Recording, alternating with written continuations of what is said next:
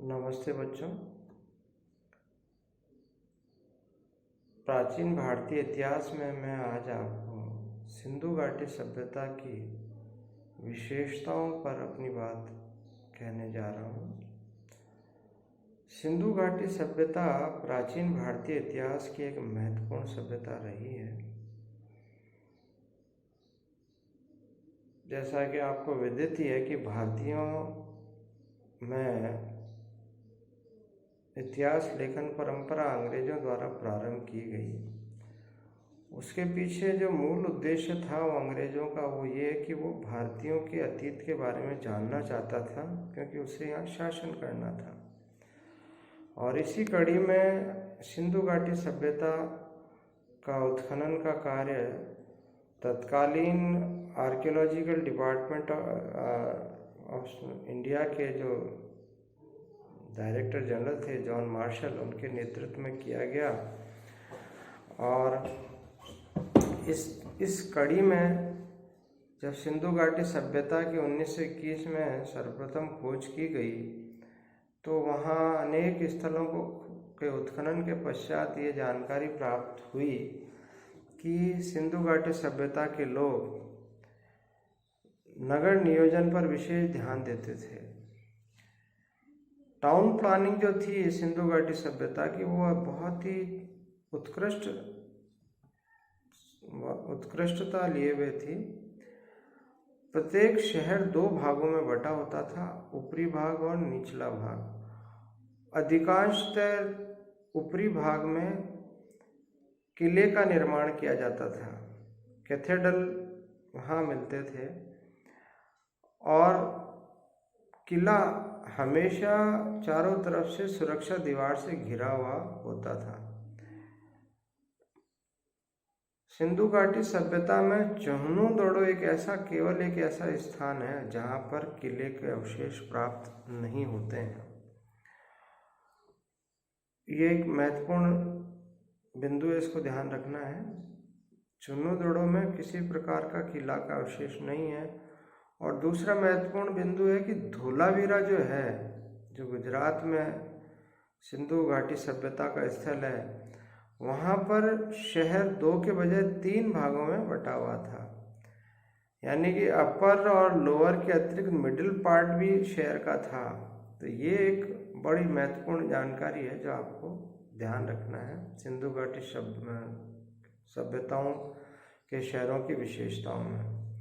इसके अलावा जो महत्वपूर्ण शहर है वो है हड़प्पा, जिसकी खोज 1921 में दयाराम साहनी ने की गई। यह रावी नदी के किनारे था और यह वर्तमान में पंजाब जो पाकिस्तान में स्थित है वहाँ पर स्थित है। इसकी मुख्य विशेषता या जो विशेष चीज़ें यहाँ मिली हैं वो ये कि यहाँ 6 अन्नाग्रह मिले हैं। इसके अलावा यहाँ लकड़ी का ताबूत मिला जिसमें मुर्दे को दफनाया जाता था। और जो महत्वपूर्ण चीज़ है कि यहाँ जो कब्र है उसमें से एक साथ 12 तांबे के कांच, मतलब तांबे के फ्रेम वाले कांच मिले हैं, हीरे जवाहरात और गहने प्राप्त हुए हैं। ये एक विशेष चीज़ है हड़प्पा के दृष्टिकोण से। यहाँ की सिग्निफिकेंस यदि पूछें या फाइंडिंग्स क्या है तो उसमें ये आएगा। इसी तरह 1922 में मोहनजोदड़ो की खोज RPD बैनर्जी द्वारा की गई।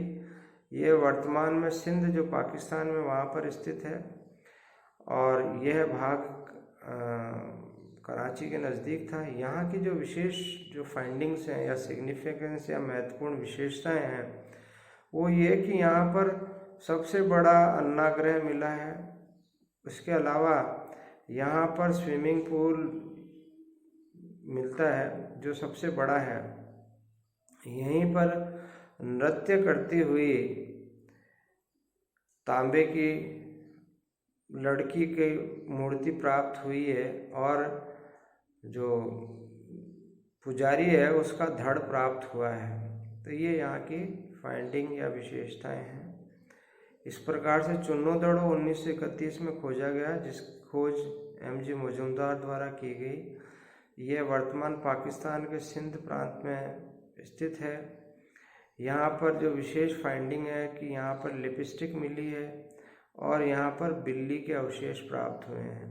अमूमन ये जो मैं आपको फाइंडिंग्स ये बता रहा हूँ, सिग्निफिकेंस या महत्वपूर्ण, ये पूछा जाता है अपने यूनिवर्सिटी परीक्षा में और कंपटीशन वाली परीक्षा में। इसके अलावा लोथल 1955 में ऐसा राव द्वारा खोजा गया।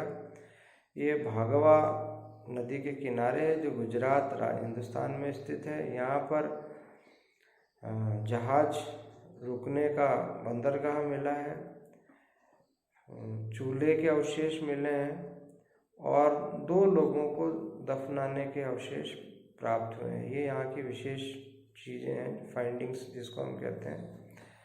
इसके अलावा जो महत्वपूर्ण स्थल है वो कालीबंगा है, जिसकी खोज 1961 में प्रोफेसर बीबी लाल द्वारा की गई। ये घग्गर नदी के किनारे स्थित है जो राजस्थान में है। यहाँ पर 7 चूल्हे एक साथ मिले हैं, 7 फायर एल्टर्स, और उनके चारों तरफ जानवरों के हड्डियां प्राप्त हुई है, जो ये बताती है कि हो सकता है वहाँ के लोग मांसाहार का सेवन भी करते थे। अगली महत्वपूर्ण जो स्थल है वो है धोलावीरा, जिसकी खोज 1991 में जेपी जोशी के नेतृत्व में की गई। ये गुजरात में स्थित है और यह सिंधु घाटी सभ्यता का सबसे बड़ा स्थल है। यहाँ पर स्टेडियम प्राप्त हुआ है, साइन बोर्ड प्राप्त हुआ है और यह अपने आप में बहुत महत्वपूर्ण घटनाक्रम है। सिंधु घाटी सभ्यता का जो शहर बनते थे वो ग्रिड पैटर्न प्रणाली पे थे, यानी कि चेस बोर्ड पैटर्न पे थे, ताकि सफाई आराम से प्राकृतिक रूप से हवा के साथ ही होते रहे। बनवाली एक ऐसा स्थल है सिंधु घाटी सभ्यता में जो चेस बोर्ड पैटर्न पे नहीं है। ये इम्पोर्टेंट है। नॉन आयता मतलब 90 डिग्री के एंगल पे वहाँ सड़कें नहीं बनी हुई है। बनवाली एक एक्सेप्शनल स्थल है। इसके अलावा जो ड्रेनेज सिस्टम था, पानी निकलने की जो व्यवस्था थी, नाला बनाया जाता था, नालियों से जुड़ता था और वो फिर शहर के बाहर जाता था। बनवाली एक ऐसा स्थल है जहाँ पर प्रॉपर ड्रेनेज सिस्टम नहीं है। ये जीके के हिसाब से बता रहा हूँ मैं आपको कि वहाँ पर पानी की निकासी की प्रॉपर व्यवस्था नहीं थी।